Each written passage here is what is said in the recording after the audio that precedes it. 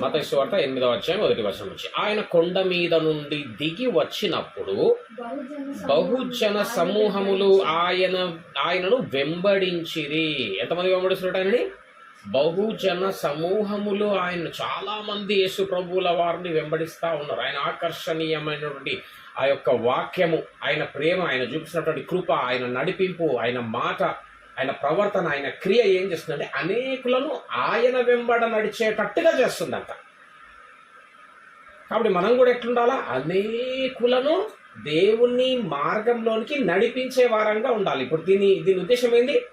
అనేకులను దేవుని మార్గంలోనికి నడిపించేటటువంటి వారంగా ఉండాలి. అనేకులు మనల్ని యేసు ప్రభు యొక్క మార్గంలో వెంబడించేట్టుగా ఏముండాలి? మన దగ్గర మన క్రియలు ఉండాలి, మన విధానం ఉండాలి, మన ఆలోచనలు ఉండాలి, మన ప్రవర్తన ఉండాలి. అట్లాంటి వాక్యము నీ దగ్గర ఉండాలి.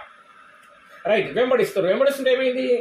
ఇదిగో కుష్ఠరోగి వచ్చి ఆయనకు మ్రొక్కి ఏం చేసింది? ఫస్ట్ అయినా రాగానే కుష్ఠరోగి దేవునికి నమస్కారం చేసిండు. వినయము, రైట్, వినయము చూపిస్తున్నాడు, భక్తిని చూపిస్తున్నాడు, భయమును చూపిస్తున్నాడు యేసు ప్రభుల వారు అన్నప్పుడు. కానీ మనుషులకు ఏముంది? అట్లాంటి భయం ఉందా? మనుషులకు భయం లేదు. మనుషుల కంటే మంచిగా ఉన్న వాళ్ళకి భయం లేదు. ఈయన మనిషి, ఈయన కూడా. కానీ మంచిగా ఉన్న వాళ్ళకి భయం లేదు. ఏమైనా అయితేనే తప్ప ప్రభువా ప్రభువా ప్రభువా అంటమంట. కానీ ఇంతకుముందు చదువుకున్నట్టు అధ్యాయంలో ఏముంది? ప్రభువా ప్రభువా అని పిలుచువాడు పరలోక రాజ్యము చేరడు.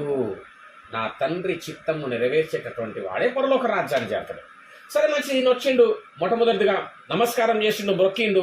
ప్రభువా, నీకు ఇష్టమైతే నన్ను శుద్ధునిగా చేయగలవా? నేను నీకు ఇష్టమైతే అంటే మనము వేడుకునేటటువంటి ఆ ప్రార్థనలో ప్రతి దానిలో ఏముండాలా?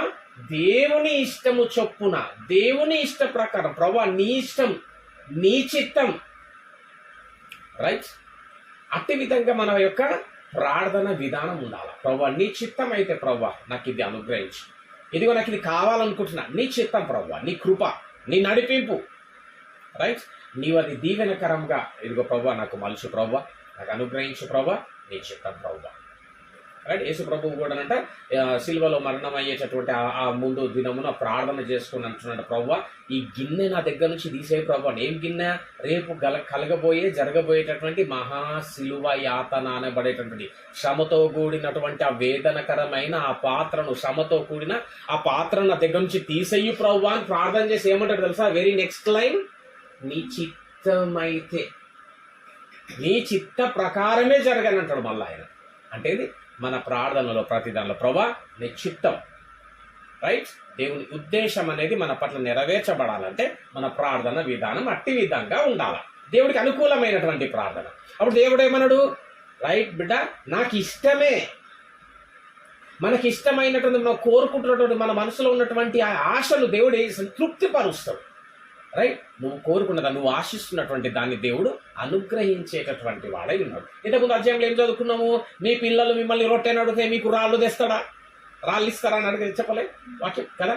తల్లిదండ్రులమైనటువంటి, మనుషులమైనటువంటి ఈ తల్లిదండ్రులే పిల్లలు ఒకటి అడిగితే రెండు ఇచ్చేటటువంటి మనస్తత్వంతో ఉన్నప్పుడు దేవుడు ఏ విధమైనటువంటి మనసు కలిగి ఉంటాడు, ఎంత ప్రేమ కలిగి ఉంటాడు ఆయన. సో కాబట్టి ఖచ్చితంగా నీ ప్రార్థనకు జవాబు ప్రత్యుత్తరం ఇస్తాడు. కానీ నీ ప్రార్థన కూడా ఎట్లుంటే ఆయనకు అనుకూలమైనటువంటి ప్రార్థన ఉండాలి మన దగ్గర. చలో కుష్ఠరోగిది. అందుకు ఆయన చేయి చాపి వాని ముట్టి, నాకు ఇష్టమే, నీవు శుద్ధుడవు కమ్మని చెప్పగా తక్షణమే వాని కుష్ఠరోగము శుద్ధి అయి.